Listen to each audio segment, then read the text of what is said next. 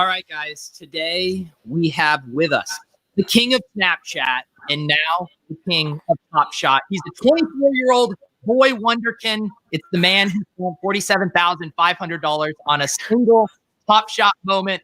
Jack Settleman, welcome to the show. I appreciate it. And it's for everyone who's new. It's just a YouTube clip. It's a highlight that I would post anywhere.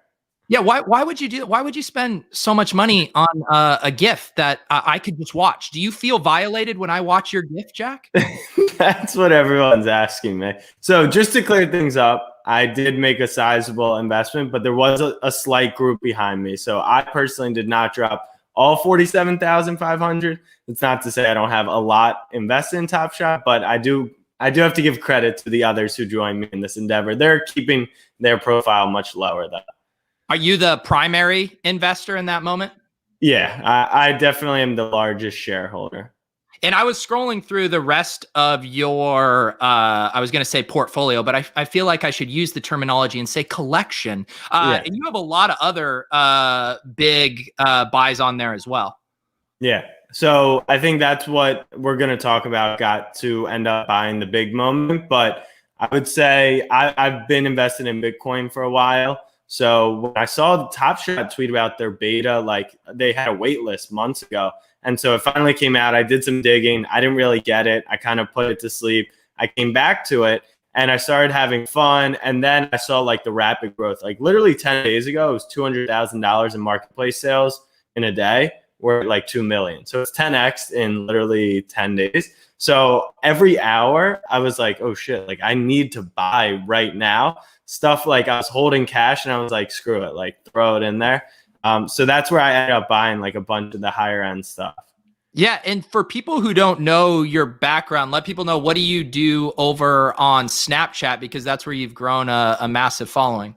Yeah. So SnapX Sports, I started my senior year of college at UT Austin. And it's kind of like House of Highlights on Snapchat, except it's got like that personality and bias maybe to it. So I grew up a Ravens fan. I've been talking about Lamar Jackson since we drafted him. So if you went on ESPN's Instagram or House of Highlights, they're going to post the clips from tonight.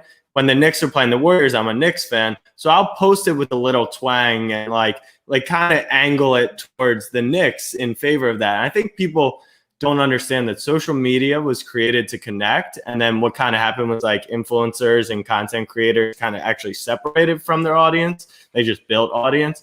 So I think people really appreciate like having that interaction back with the page. So that's SnapX Sports on Snapchat on all platforms now.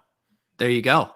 Real quick too, I know I mentioned it before. I don't know if there's any other thing we can do with your internet's just a tad glitchy coming in and out. I don't know if I'm just getting that, if people in the chat want to let me know if he's glitchy for you guys too. Yeah, let us know in the chat. I'll try to move around real quick. I'll be on the go. Why don't you bring up the topics and I'll move around a little? Yeah, you don't have to worry about me and my ability to vamp, Jack. We can talk all day, especially about Top Shot here as Jack gets resituated. I'll pull up here a screen share of the moment that Jack bought here. So this is the LeBron James. It is the From the Top Series 1. They bought the number 23 edition, obviously the tie-in with the jersey number, which seemed to have a premium on the site right now as far as serial numbers. And then it is also the Kobe tribute dunk as well. So lots of the kind of intersection, I guess, of all the buzziest things in Top Shot as far as jersey number, key moment, and then from a limited edition run. And I'm curious, too, what this is actually selling for right now. If there's only 5 of these are up for sale. The lowest ask right now is number 37 for $48,000. So already at the lowest, turned a slight profit here. Jack, it looks like your screen is frozen. If you can hear me. Oh, yeah, no, we got LG in the chat. No, I know it's the Kobe dunk. I am not much of an NBA guy. I have discovered my love of NBA through NBA Top Shot, which is just a weird, bizarre thing. But yes, I am aware of the Kobe junk here. All right, Jack, how are we doing? We getting back in the business? Yeah, can you hear me? Is it better? It seems better. Okay. All right. I'm in a different room on better Wi-Fi, so should be. Okay. So I kind of want to go back. You mentioned you were into Bitcoin. This got on my radar because of Bales. I know you are familiar with Bales and Peter and those guys. They are the tastemakers, the trendsetters, and we quickly started to tail them on this. But what was your first introduction to it? Because I think you had to have heard about this before they did, right? Yeah, I was scrolling Twitter one day. I saw some tweet that came maybe from, I don't know if it would have been from an NBA account, but I just saw something posted on Twitter and it said, join our wait list, join our beta. And so I signed up. I finally got an email, like one of the first 1,000 or two people to be on the platform. And like I said, I kind of just looked at it, didn't quite get it, didn't really buy anything, didn't probably do enough research like I should have, didn't see a ton of traction, didn't see a ton of sales. So I was like, like not a lot's going on. Then it kept kind of growing. And then I hopped back into it over the winter, and it's just been kind of blowing up since then. Yeah, and I mean, even just knowing from doing a few Top Shot videos on YouTube, I mean, there is not much out there as far as in the space. I see more cropping up now, but I mean, there really was no educational resources on this. I mean, how was it just from trial and error poking around that you started to kind of see the potential, or was it maybe message boards, or what gave you confidence to go all in on it? Yeah. Have you joined into the Discord before? Yeah. I've tried with a million messages flowing by. Yeah. So I would say 3 weeks ago, when the Discord wasn't as filled, it was a little more calm. And I think what's special about the crypto and collectible and the NFT community is like, they want people to be in it so bad that even the guys that are worth $1 million or $2 million portfolios or collections, they'll take an hour and just type out responses and talk to you and bring you into it. So ironically, the guy I bought the moment from pranked. He's done $1 million on the marketplace. His portfolio is worth over 3. I should go back in my Twitter DMs. I remember DMing him 4 months ago being like, yo, how's this work? He gave me like 5 minutes of time, and then it appears like he was a little busy. We can tell what he was doing. He was buying everything and flipping everything. So I would say like everyone's so excited about it that they're willing to share. Now you're starting to see content creators make content around it. But in the content space, like I make a lot of content. I don't really promote a ton of other people because I need to promote my own stuff. Other people's content is so educational and informational, and now I like have no problem sharing it here, depending on what people are looking to learn. Have you done any? I will admit, I am one of the olds who is no longer on Snapchat. Have you been talking about this on Snapchat? So I teased it a little because I don't know if they changed the packs, but the packs used to look like condoms. Now they look like a little bit less like condoms. So I would tease it on my Snap, just like a pack opening and like, the music and the flash when the pack finally opened. And people were like, what is that? What is that? What is that? And I wouldn't say anything because I didn't know how to explain it. Snapchat's also a shorter platform to kind of content create. So I made the YouTube video today. It's like 17 minutes. It takes you through why we bought it, takes you through the platform, takes you through like all the basic level stuff of Top Shot. That was like my first real content creation around Top Shot. What has been, I assume you've just been getting tons of blowback, tons of people being like, you're an idiot. What are you doing? What has been the response from the people that aren't quite as familiar with what's going on here? Surprisingly, like I'm actually more shocked at how many people are like into it off the bat. Like I would assume the initial response is like, this is the dumbest thing ever. Like I can watch this on YouTube. But you look at Rovel's tweet today and like 150 likes, 75 retweets, 30 positive quote tweets. But then it's like 20 negative replies. So everyone's always going to look at the replies, but they're not realizing how many people clicked through, how many people retweeted and liked it. So then there's like the old 60-year-old man who on you can Instagram, call them boomers. We call them boomers. The boomers. Someone memed it today. It was actually really funny. It's 2 guys going to a movie theater or 2 movie like windows where you would buy your tickets. It's like watching YouTube highlights for free or spending $50,000 on a clip, and the whole line is on that one. And they were making fun of me, but I love when people don't get it because I know that means we're early here. Like that's what really gets me going is my bet that we're early. And they're never like there's some people that will just never come across, which I understand. What was before you made the big LeBron purchase, what was the biggest purchase you had made before that? Yeah, the biggest one was a LeBron Cosmic. So LeBron Cosmic is the first edition, essentially first series. So if it's serial, I think I own 21 or something, 21. Yeah, right there. That one. Okay. So it was like literally on the market for 8K. I tried sending money to Dapper and it had like an underpayment. So it took a couple days to go through. Within 2 hours, it had already gone up to 10K. So like I was panicking and like trying to buy it as fast as I could. The irony and my second biggest was the same LeBron dunk Kobe tribute, just a worse serial number. You can see right there, 34. The irony in the whole thing is I've been notoriously Michael Jordan over LeBron. Go through my Twitter feed. Like the guys that we bought it with, they started going through they literally search at Jack Settleman, LeBron James. It's just hate. It's just negativity towards LeBron. So will that change? Probably, because the end goal is to sell it to LeBron for $1 million. But the reason why I picked LeBron, or we've picked LeBron, is 4 rings, 4 finals MVP. Like he's solidified. The reason with Bales and then where I was like, that's risky at 35K. Like John Morant lands on one leg. You know what I mean? Like he scares me as a player. High upside, but I don't know. We went with a guy who's a little more established.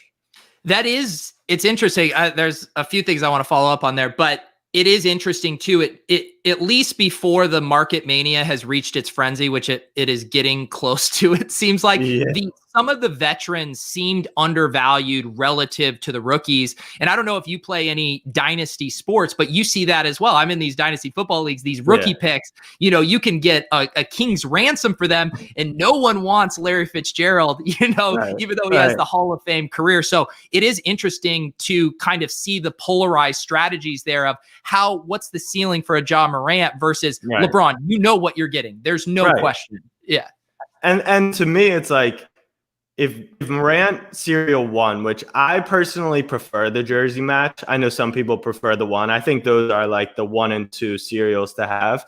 If John Morant's going for 35K and he has 1 rookie of the year, like what's John Morant worth with 4 finals MVP, second best player ever? Like it's just a long way to go in that sense. Yeah. Do you want to call out Bales? Do you want to call him a donkey? I don't think Bales gets called a donkey enough, Jack. Why don't you go bang, bang on him? I've already been following their accounts. They've already been flipping and that they're free rolling the John Morant moment at this point. But I think that's another thing that I touched on in my YouTube video was whether or not Gary Vee, whether or not these big collectors are pumping and dumping their own stuff.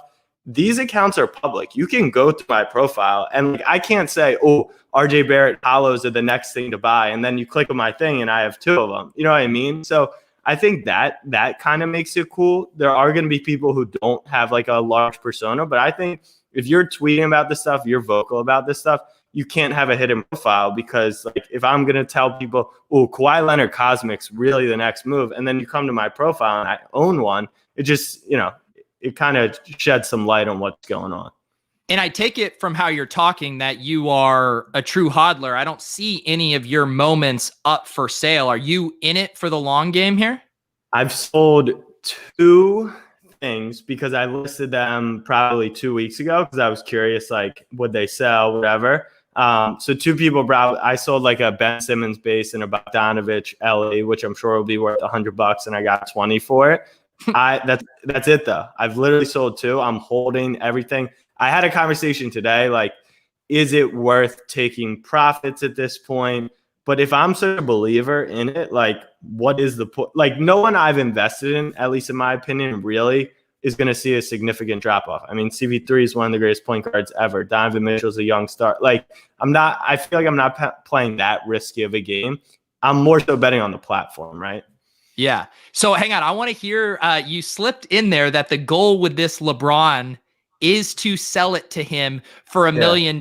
So I mean, is that a meme or is that actually the goal? So that's like our new thing, because when I talked to Darren on the phone, he was like, I kind of sent this to Maverick Carter. And Maverick Carter was like, I don't get it. Like, what is this? So our new joke inside is like, kind of, there's a way that LeBron James like knows who all of us are in a sense. And I actually believe like this could be the holy grail moment of the entire platform. LeBron obviously loves Kobe. It's such a cool moment. He's talked about owning $1 million worth of his own cards.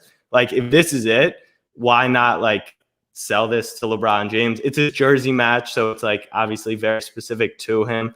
I think that would be cool one day. Who knows? All right, then let me pitch you on something, because I was doing my stream with our buddy LG Doucette. He's in the chat here. The First Mint podcast. I will once again plug it in. The best piece of content surrounding Top Shot right now is his good. podcast. He's really good. Now, so I was doing the show with him the other day, and I pulled, let's see if I can find it, the number 69 Joel Embiid. Do you think right now, and I need to get your kind of opinion on how I'm listing this in the marketplace. Yeah. Right now I have it for sale for $69,000. Do you think Joel Embiid might be interested in this? At $69,000, he is that type of guy though. And I've seen people list shit in the market that makes no sense, but like, it's like jersey match number 1, 420, 69, like hilarious numbers, right? So Joel Embiid's kind of a troll. Maybe, I don't know at that price. Maybe you could price it at 6969. That might have a better chance at selling.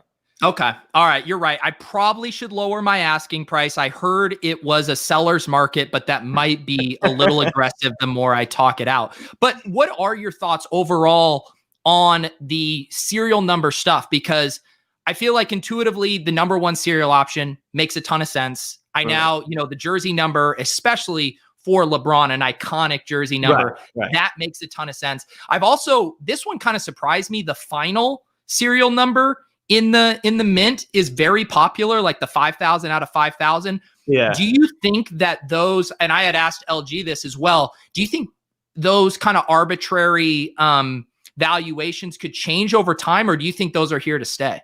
So number 1 is that there's no grading in this, right? So the scarcity is already defined by how many are available. But number 2, like, people are used to grading systems in traditional cards.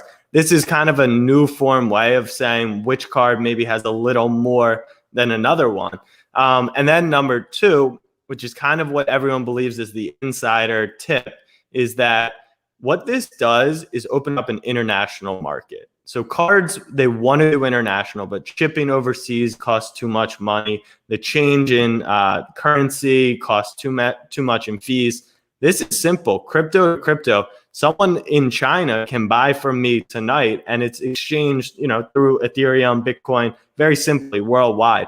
The Chinese and Asian culture has an obsession with very specific numbers. I believe the number 8 is one of theirs. So like 888, those serials have been bought up by a lot of people. So I do think that these numbers will have importance. I also think there's going to be people who own them and are pumping them. For example, I was talking to a guy who owns number 26 of Our Moment, and he was trying to convince me that because Kobe passed away on that day, that was kind of a special one to hold.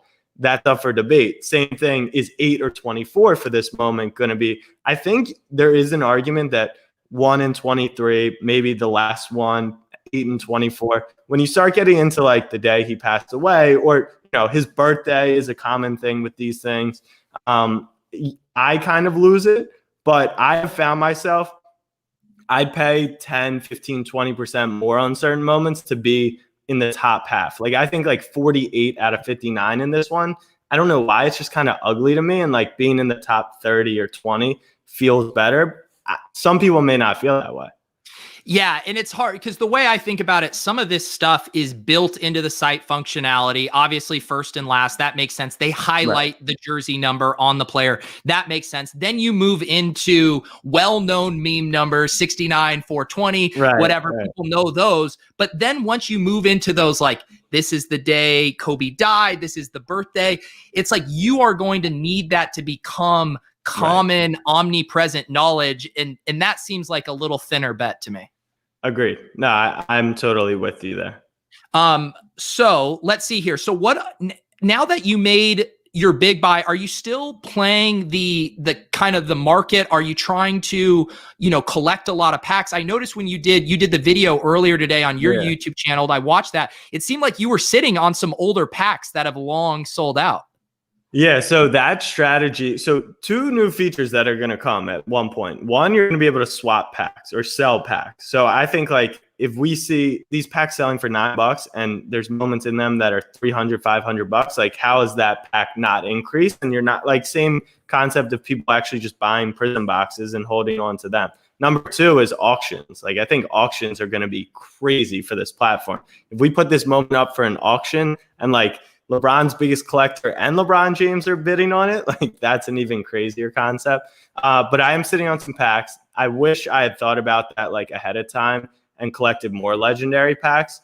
But what I'm doing in the market right now, honestly, I put like pretty much everything I could in before this craze is really gone. That's where I bought like Donovan Mitchell, CP3, Kawhi. But I do have like $1,000 right now on my Dapper balance. And I was thinking about trying to, because like I said, I haven't sold anything because I'm nervous. Like even if I sell here, that moment might go up more than what I replace it with. So I am thinking about maybe doing like $1,000 to $100,000 or $10,000 challenge. So take the 1,000, see, how flippable it is. Cause I think it would make some serious play if you get $1,000 to $100,000 in 2 weeks, right? Like something crazy like that.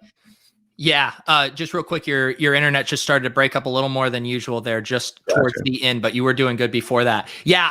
That's the kind of pretzel I find myself in with some of this stuff is like, oh man, I could, I had a buy. I bought the Tyrese Halliburton, I think his number 30 serial of that. And, it's appreciated probably like 5x by now, 6, 7x. And I'm like, man, I could flip that, get back in, try to hunt some undervalued cards.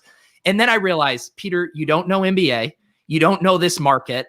Similar to with Bitcoin, I am just a buy and hold investor. Maybe I should stay in my lane. So how are you thinking about, like, where do you see this market going right now? Because I don't think we're close to a top, but I think there's variables that we have to consider as far as new series coming out. If we get a bunch of new LeBron cards, what happens to those in the base 2 series? So like, how are you thinking about how they can kind of control the roadmap and essentially control value? I'm not saying they're going to do that intentionally, but that's an impact we have to consider. Yeah, they're going to continue releasing stuff. Like, I don't think people they see how, they released $25,000 packs at even $10. It's $250,000 straight to them. And it's like printing. They'll never, like, people ask me, well, what if they did more moments of that LeBron that you have out of 59? I said it would ruin their company more than it would ruin mine, because essentially if they add to these moments that are serialized and they're cut off, and then it's like, what's the point of the platform, right? So I am kind of, base series 2 scare me, because series 3, I would say the rookies I feel good about in series 2 because they're the rookies. They're about to get a rookie tag also, which will add to it. But everything I'm holding for the most part is series 1.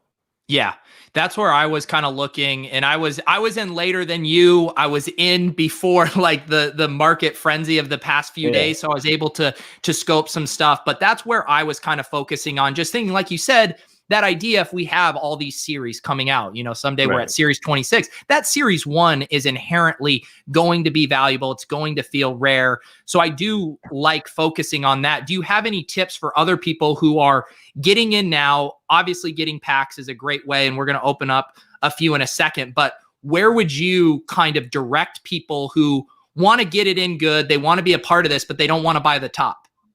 I think that for us, it's tough, because we've kind of been in for, even if it's a few days and we've seen like 3x, 5x, 10x, and you're like, it feels like a top. But if you're brand new and you're coming in, that's the only pricing, right? So if you look at it from that scope, and there's only 12,000 people and we're headed for 100,000, there's 10 million NBA fans around the world. Like, we're so far from the top, at least in my opinion. So I wouldn't focus on past pricing, because that's what happened with Bitcoin. It was like, it was 10 cents, then it was 400, and the people were like, oh, I'm not paying 1,000 for that, right? And then at 1,000, they're like, oh, it's too late at 5, and there'll be dips and rises. So I would say coming in, I prefer Series 1.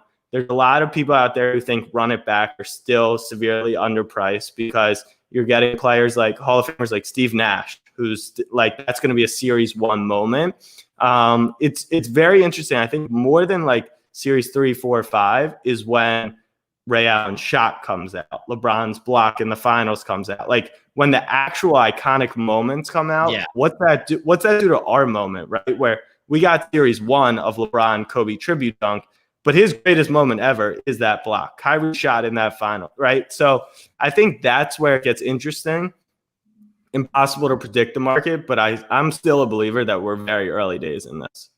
Yeah, and I do think that's a really good point. If you are looking to, concentrate your purchases on stuff, focusing on the actual rare moments that don't have the chance to be undercut by future stuff, like you said. So getting these rookies' first moments, that's never changing. If one of those goes on to be a Hall of Famer, that's always their first assist, always their first bucket. So I think that's true. One of my favorite buys, it was actually LG who tipped me off to it, getting that Vince Carter before the lockdown, his last three. Like, I think that's an iconic moment that's going to withhold the test of time.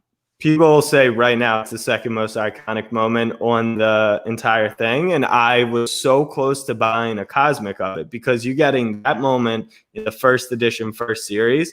And I was talking to someone who who came from sports cards, and they were like, Vince Carter doesn't hold weight. And I think that's what's unique about this. The traditional thing of like just a player's accolades versus now the moment actually adds some meaning to it. You've got a Trae Young assist. You've got right before the pandemic, pretty much the last shot, and it's the last shot of his career that goes in. That one's like a crazy cool moment. Yeah. I'll pull that one up here. It's fun to look at. Yeah, I ended up grabbing the number 240 of this one. I wasn't in super early, but still felt the need to pull the trigger. And I do, like you said, the Trae Young assist element to it, like this symbolic, like passing, changing of the guard kind of moment feels pretty cool. Someone who was new to the market pointed out to me that I didn't even notice after I'd been in it for weeks was that even the lower quality players, they tend to put in superstars in their highlights. So go to my profile real quick if you have it up. Yeah, and I'm not saying Donovan Mitchell is a lower quality player, but click the Donovan Mitchell moment. The block here. Yeah, the block. So I'm like Spida, I don't really think of him as a blocker, but he glasses LeBron James, right? And then he comes down on the other end, and his moment actually finishes with a big dunk. And he's known as a dunker. Anthony Davis, you can see him right there. Like, to me, that one was more than just a block. And I think that's cool that even like the lower tier players, they still have superstars in their highlights, which I would assume is meant to be. What are some of the things that you are keeping an eye out for as far as what could massively change value? I think one of the big ones people have been talking about is them adding the rookie tags to these things, where if you make that card just a little bit more special, you can see the value increasing. Is there stuff like that is on your radar? Yeah, I would say auctions are like when that comes onto the platform, that's going to be big because I come from physical sports cards and Star Stock. Have you ever been on Star Stock before? Just in the past few days, as a few of my buddies have been talking about it. Yeah. Yeah. So it's like when you're accepting the lowest one for sale, sometimes it feels like you're reaching a little, right? And then it's like, do I really want it at this price? Whereas auctions will define a true market. Like right now, everything is a market low, but it's not until the most recent sale that you can truly determine the market. So auctions are interesting. They already have announced they're releasing number to 3 and 1. So like we're gonna have one singular moment of 150 players. Could that be the first one that goes 6 figures? I would assume so. Like a LeBron James to 1 is an insane moment to own. So those are gonna, I think, bring serious attention, right? Like our purchase made big news, but still in the DFS crypto NFT sports betting community, what happened when sports cards, which went from like nerds essentially collecting them to people asking LeBron at a press conference to ESPN posting picture, right? Like my purchase wasn't posted on SportsCenter. Like this guy bought a $50,000 LeBron clip. But if it reaches 100K or it reaches 250K, maybe it does. So I'm just looking for the buzz around it to really move the market just collectively up, specifically in the market, though, auctions, and then those number to 3, number to 1. And then the next Legendary series, like the common packs are great, and they're just pretty much going to keep getting opened until you can lose value on them, right? Like every time we open a common pack, it feels like you're probably going to make money off of it. So Legendary and being able to swap packs and buy packs will be cool too. Do you have any thoughts, Ethan, in the chat asking about there's some of these misprint talks going around? You got the Marcus Smart, you got the Zion. What is your thought on those? A unique concept for something on the blockchain? So 2 things. Number 1, I've never been, I get the appeal in a misprint. I actually think it does make it more unique and rare. I've never really went out and bought like a sports card that had a misprint on purpose. I think they are cool though. But more importantly is that they can't change them. And I think that's this entire platform is like what makes it so valuable is that everyone's like, it's digital. Like you can just change the hometown. It's immutable in the blockchain. Like that can never be fixed, which is a crazy thought. Like if I post something, an Instagram caption, I can edit the caption. With blockchain and what they're using this now, it can be changed. So I think it is value that the specific misprint on the Zion and Marcus Smart aren't like crazy cool. It would be funny if they like started dropping little tidbits in there that could adjust value, but I don't know if they would intentionally mess with the moments. Yeah, you know what you need for that moment to actually the misprint? You need Zion accidentally saying, or as jokingly saying he's from the one place instead of the other. Like exactly. Once you start to get the overlap of like the self-awareness of this stuff is happening and you get the video clips, like that's where this stuff can really get insane. And the Tyler Herro example as the spokesman already, you see if Tyler Herro wasn't affiliated with the site, he would be a hot commodity, but not near as close as to what he is now. Yeah, well, I mean, Tyler Herro, we have an interesting content history, not directly with him, but I nicknamed Lamar Jackson the baby goat like 3 years ago. And like my entire audience refers to him as that. And then like the Heat started tweeting it out. So I kind of don't like Tyler Herro.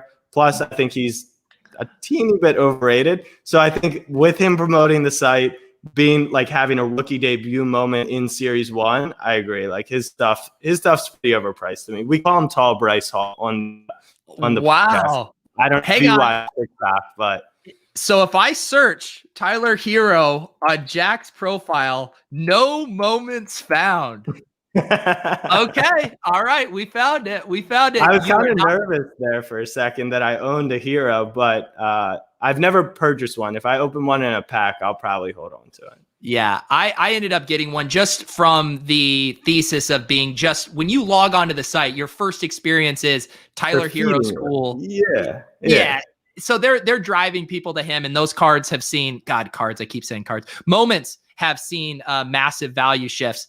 Speaking of cards, because you have been very into physical sports cards, I feel like I've seen some people that I know that are really into them who I think the phrase would be take lock, like they're just anchored to what they were thinking. You clearly were able to move quickly. How are you thinking about how these markets exist? Does one cannibalize the other? What are your thoughts on that?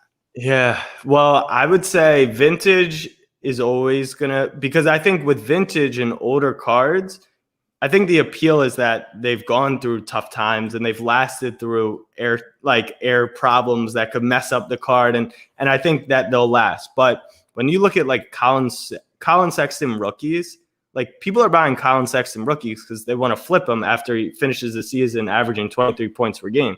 And there's no better place to flip them than on this marketplace. So I think in that sense, with the way base cards are traded right now on Star Stock, like that's a serious issue to me. I still do like the only cards I hold are like MJ, LeBron, Kevin Durant, historical basketball players who wouldn't lose value. But I've shifted all my attention, at least monetarily, towards the market for now. Like I'm not buying many physical cards. And just today, my brother sold his entire Zion lot, unrelated to this, but I had to go ship the cards for him. I had to pay $400 in insurance and shipping. Like it takes time and energy. Like I can sit in bed and send you a moment right now. And I think that's like a really, Jack, please do. Please go tuck yourself. If I had any Tyler Herro, I would say Jack, no. My username's just Overzet. You get in your, I assume it's just a full length pajama set, and send me a moment before you go to bed, Jack. I think that's what's gonna be cool is like people are not gonna mind. That's another thing. When new followers of mine were just getting into sports cards, the hobby, I can't just send them 3 cards, right? Like I have plenty of dollar cards hanging around that I would love to get people in and touch them and understand what they are. Here, I could literally take $5 from my account, send to anyone. And at the end of the day, like, I think that's a cool way to welcome them. Well, and again, I feel like I'm this use case in that wasn't that into NBA. I'm a big NFL guy and wasn't into physical cards. I was like, you know what? It'll probably be a fun thing to do in the off season. I'll try to dabble. But the barrier of entry exhausted me to think about the things you just said, the shipping, the grading, the time delays, all of that stuff. I'm like, I saw someone, Al Smiz, who does a lot of stuff with cards. People were roasting him for not having it in the right card protector. Right. I was like, I don't want to do this shit. And then this comes along and I'm like, all right, let's go. This is easy. This is fun. Yeah. So you're not a boomer, which is great. and I'll give my one true belief of why my generation, our generation, my brother who's in college and below, this will be the future. They've been doing this for 8 years. FIFA packs, NBA 2K packs, right? So we play FIFA every year. We build these ultimate teams. You do challenges. You got to build an entire Serie A team, and then you get rewarded for that. That's the exact same thing. The biggest difference, though, is that when FIFA 20, you spend $500 on packs. You open them, the shit goes viral on Twitter. The reactions to it. FIFA 21 comes out, you're left with nothing. You're actually left with value and something. So people are already doing this. And then the other thing that I talked about a lot in my YouTube video was like the first instinct is like, yeah, but you can't touch it, right? You can't physically hold this thing. And I'm like, the guy who just paid $5 million for a sports card, after he took a picture with it, which was awesome, he sent it away and he's not touching it either. He's looking at a picture of it too. So I think understanding NFTs will take a little, but once you get over that mental hurdle, that digital ownership is a real life thing, people are like, oh, that makes sense. Yeah. And, I get the impulse here, Tony, but this is what I will say. I think we're all thinking too small about this stuff. What is to say in the future that Jack couldn't have a functionality where LeBron could record an audio autograph where he says, hey, Jack, love that you bought this moment. And then they can add that to the moment as part of the Rolodex, the, audio autograph. Like this stuff can all happen. Like every way we're thinking about things, it's going to change. Insane. That's another huge thing is utility. What can you do with the sports card besides wipe your ass? Like literally you can host it in your house and show it off. And if it's too expensive, you can't. And if you do keep it in your house, then maybe the air screws it up or like you could break the case. And only bad things can really happen when you're holding that card. So I think like the utility of these things, they've got fantasy games already. Some guy tweeted at me. He was like, oh, I thought it came in like this digital cube. And I talked to one of my engineer buddies and we're like, that would actually be sick if like we got a physical cube and the moment would automatically play. We're looking at making like a digital art frame with Kobe and LeBron on it, which could host it. Like there's actual utility to this stuff. And with the sports card, it kind of just sits there. Yeah, no, I think that stuff, I have seen some people say that, especially when you make an investment that large, having some way to replicate it. And that's why it goes back to the thing. You can have your cake and eat it too. You can have the digital value, the digital moment, and then you can also bring it to life in some tangible capacity. So I don't really see the downsides or where you can kind of cut against this relative to physical cards. I love the audio signature. I hadn't even thought of that, but that's the point. Is like these open source third parties. I'm sure you've used the intangible tool. Like this isn't what Top Shot's just putting the product out there, and then it's our imagination of what we can do with it. Yeah. The chat is starting to look like the Top Shot Discord, where it's just like, why is my credit card not working? When are the legendary packs coming back? So we're gonna pass on those ones, but I say we open some packs, Jack. That's what we love doing, right? Let's open some packs. And while you're getting that queued up, I want to hear from your point of view. Like my favorite question: when's the NFL do it? Will it work with the NFL, MLB? Right? Like that's an exciting thought process. Yeah, it's very exciting. I know that I've seen they have the it looks like UFC kind of has an inside track or some already licensing deal for digital moments. Gotcha. But yeah, getting to the NFL, it'd be wild. And I don't know if it's just because I'm more of an NFL guy, but I do feel like the iconic moments in NFL are almost just as good than the NBA ones. And I think it would be just as fun, if not better. Agreed. And what's interesting is NBA Top Shot I don't know if they thought they'd have the success. And like Series 1, right, was LeBron's biggest moment is like a dunk against the Kings. It's not his block. In the NFL ones, do you start from Mahomes' throw in the Super Bowl to Tyreek Hill? Do you start from the butt fumble? Like, do you start with the cream of the crop for those players, their best moments in Series 1, or do you do a similar thing? It's interesting. Right. And I assume that also boils down to how the licensing arrangements work. And I mean, the same reason Top Shot didn't, roll out all those. I assume their licensing deal extended to a specific window of time that made it much easier to just pump out moments as opposed to the iconic, Jordan switching hands layup or whatever. Right. Exactly. All right. What do we got? So I was able to get another 5 base packs when we were on the show here to add to my other 5. I don't have any of the legendaries sitting under my couch cushions like Mr. Jack over here, but we can open a base set here. See if I can keep my Joel Embiid 69 luck rolling. So for everyone watching, we're looking for the big guys, obviously LeBron, Giannis, Luka, the superstars, and then the rookies. So this year's rookies was Series 2. So Halliburton, Obi Toppin. I'm going to keep pushing Obi as my next. Ooh, Kawhi's nice. I had like 3 of these, and I think I sold one of them today for $23. So already paid for the pack there. There you go. Not too bad. I'm sure we're creative enough to make something out of that serial number too. 625. Yeah. So Kawhi Leonard's mom graduated from college in 1962. You turn into like a numerology weirdo. Literally. The other thing I do like about this versus some of the others, it is the capped at 7,500 versus some of those now that are over 10,000. Yeah. All right, let's keep this rolling. We got a Kawhi. Common. Ooh, Kevin Durant running pretty hot here. So we want to talk about random ass serial numbers. I bought this one. I bought number 35.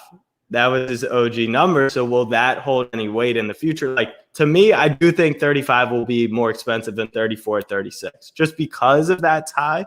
But maybe it won't. Maybe it won't.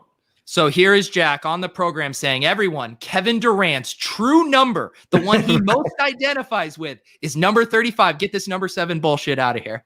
That's true. That is true. LG says I'm printing over here. She says this is like $100 in cash monies. This is going to be tough to follow this up. What I need is a LaMelo. That's what I'm rooting for. I haven't been able to stomach the purchase on the market, so I need to draw one, Jack. So I was not, as you know, I wasn't opening any packs. And then I just opened one. I wanted to see what the Series 2 were. And like at this point, a few days ago, it wasn't quite at the scale. And I literally opened up LaMelo and then Halliburton. And I'm like, this feels like a good pack. I checked 4 days later, and like that's a $500 plus from $9. It's insane. Love it. I need some more rookies. Let's go. Gordon Hayward. I don't have a Gordon Hayward yet. They gave you the Hornets. I thought we were going to get LaMelo. Oh, I know. See, I'm not enough of an NBA fan to have even registered that connection. That didn't even click for you. It did not.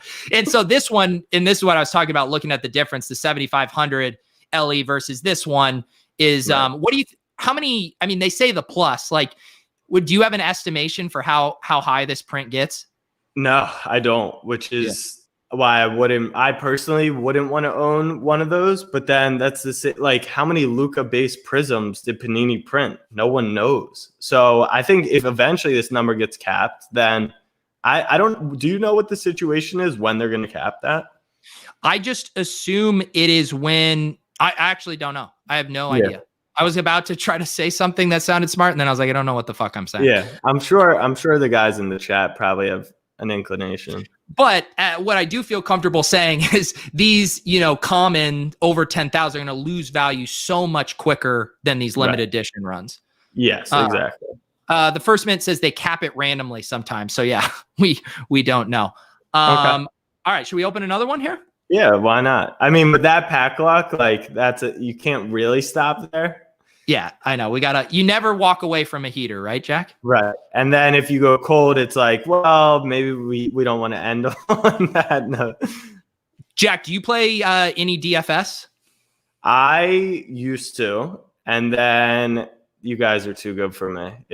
I was at the craps table with Jennings and them one night, and I was just like, I don't think I'm going to have an edge in this. And this is with Action Network, Fantasy Labs tools given to me for free because I work at the company.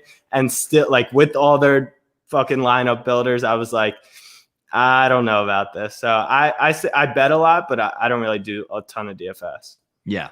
Well, where was it? Where was this playing craps with Jennings? We all had a company thing in Vegas during March Madness. Okay. Which I did go. We had a great craps roll on Wednesday night before the games, and then I went 2-18 betting on the Thursday game, which was the most insane, worst betting spree of all time. So that was fun. All right, let's open some packs. Here. We got a dunk, an Andre Drummond. My buddy, Mr. Tuttle05 was trying to shill this Andre Drummond dunk earlier today on the Swolecast. Do you have any thoughts? Yeah. He dunks on Bismack Biyombo. Andre Drummond is a fun guy, but actually one of the least respected players when it comes to people just think he's terrible. So that plus over 10,000 of them, I don't know if I'm a buyer on that. All right. No, I mean, you don't have to make a bull case for every one of these. I can handle the tough love where you just say, Pete, that was a shit pull. You can just tell me.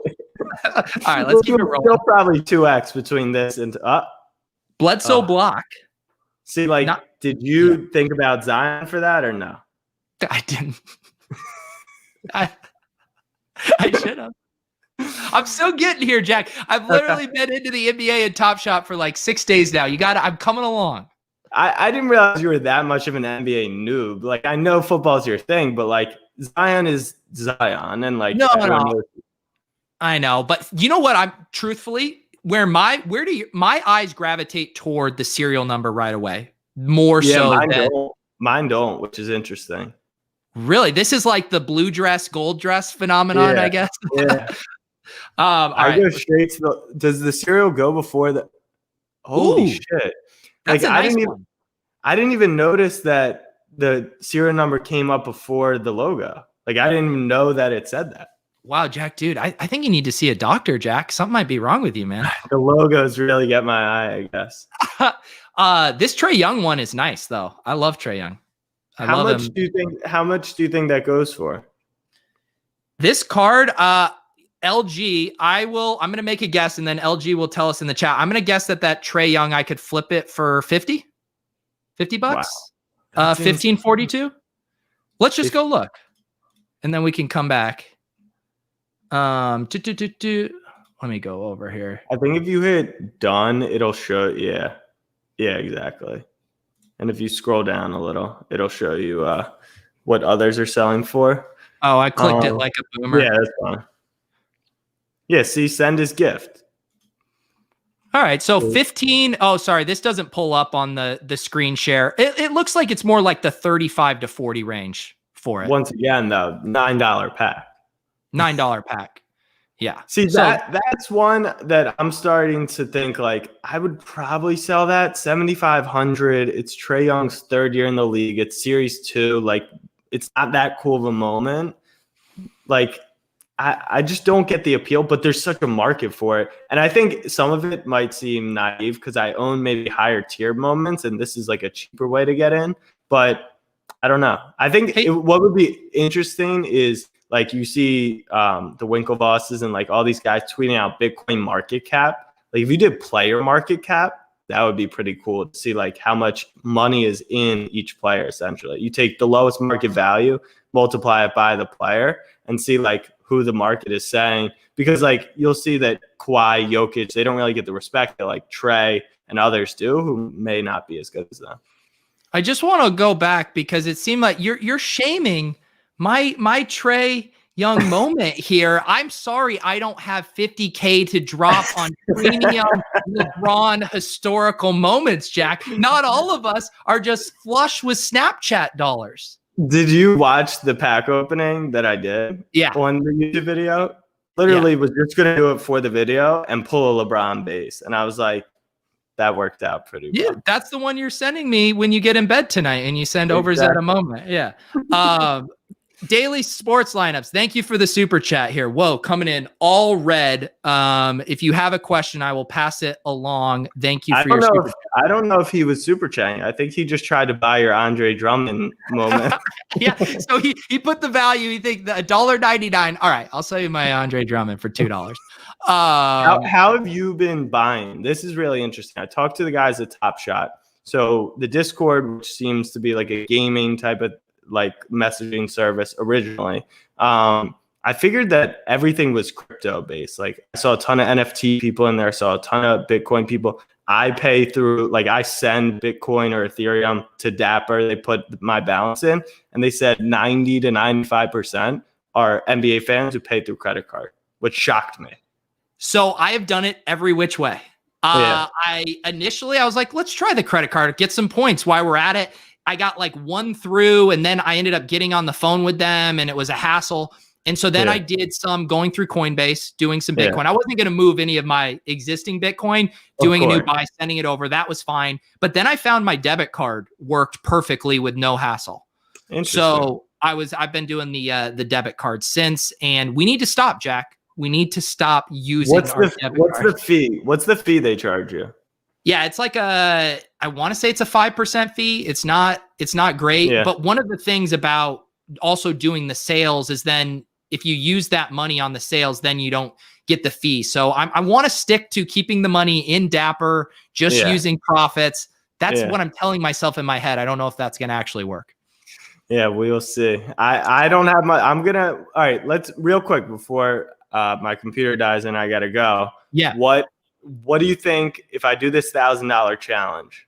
What do you think? Like, what do you think I should go for? As an NBA novice player, anything in the market you see that you think is interesting? So you mean from like what's realistic and what's also going to be good marketing? No. What should I buy for $1,000? Oh, gotcha. That I'm gonna be able to flip for $1,200 tomorrow, buy something for $1,200. Like I really want to try this challenge, see like what I can take $1,000 from. Because I see people that reply to the Rovell tweet that are literally like, I put $4,000 in it and it's worth $100K. Like it's insane. Well, it seems also how on top of it do you want to be? Because we've seen the people flipping like, hey, Colin Sexton hits the game-winning shot and then his price doubles overnight. So do you want to be hawking that, or do you want to do like more short-term investments? I think I want to do that method because I have a bunch of stuff I'm going to sit on and hodl, as the kids say. So I think I want to do the flips. Okay. All right. I think you should get back in the NBA DFS streets because then you will be more in tune with the day-to-day happenings. Even today on the Swolecast, we were all doing a tout. So I pulled up current projections. You know, someone's touting Brandon Ingram. I think we touted Donovan Mitchell and stuff. Some of these guys that you think could have a good game, buy low on them in the market and then see if you can run that up. That's a good idea. All right. What about in the Knicks Warriors game? Who was the DFS guy saying? I think Julius Randle was projecting well. I mean, he is MVP candidate for my Knicks. So that, all right, maybe we'll start there. There you go. And where would you document this? Let the people know. I'm just going to be honest. I'm guessing a lot of these guys aren't on Snapchat, but you can give them a hard sell, Jack. Yeah, no, don't come to Snap. Snap's probably not where I'll do it. I was thinking maybe TikTok, which I know you've kind of mastered, because I think people have done like those flip challenges where they take like a $5 bill and then they buy one item, they trade with people. Like one guy was trying to get to like Elon Musk Tesla from literally like a shirt. So maybe TikTok and Twitter, I'll tweet out the journey. There you go. Yeah. Should I get back in the TikTok street? Should we run stuff in TikTok with NBA Top Shot, Jack? I would run a competition with you on TikTok, and we could duet each other all day long. You would kill me. You would absolutely kill me. You probably have all these like 19-year-old girls who are obsessed with you, Jack. I don't have that. I just have, 30-year-old dudes that like playing fantasy football. Yeah, they got more money than the 19-year-old girls, though. All right. Well, anything else you would like to plug? I'll put the link to the video you did today if people want to see you talk a little bit more about that. And you do also kind of an overall tutorial about Top Shot. Anything else you'd like to let the people know? No, that's it. I feel like we got it all. Follow me on Twitter because I like interacting with people. Like, I think the DFS community, as gross as it may be sometimes, I actually feel like the DFS community has taken a nice turn. It used to be pretty ugly out there, at least from what I've seen. There's still some outliers out there, but I feel like it's generally a positive place. Am I wrong by that? DFS Twitter, it can be very petty, but it is also very entertaining. So yeah. It can get gross, but it's also, it's like the train wreck that you don't want to take your eyes off of. All right. Fair enough. There you go. So Jack, really appreciate it. Yeah. If you guys, I was tweeting out Jack's handle and stuff for this show. So go follow him on Twitter. It's Jack Settleman 23. Just Jack Settleman. Just Jack Settleman. Okay, you haven't added the 23 to the Twitter. That's on NBA Top Shot. All right, guys. If you haven't subscribed to this channel, look, like a week and a half ago, I didn't know about NBA Top Shot. Now I've done like 4 videos on it. Probably just going to keep rolling with it if we're having fun. So subscribe to the channel. I have a playlist down there with some Top Shot videos, and I have the primer that we did with LG Doucette the other day. If you're like, what the hell are these guys talking about? Go watch the primer. You guys will get it. There's timestamps. You can figure out all of your questions. So for Jack Settleman, the man with the $47,000 moment, I'm Peter Overzet. We'll see you guys next time.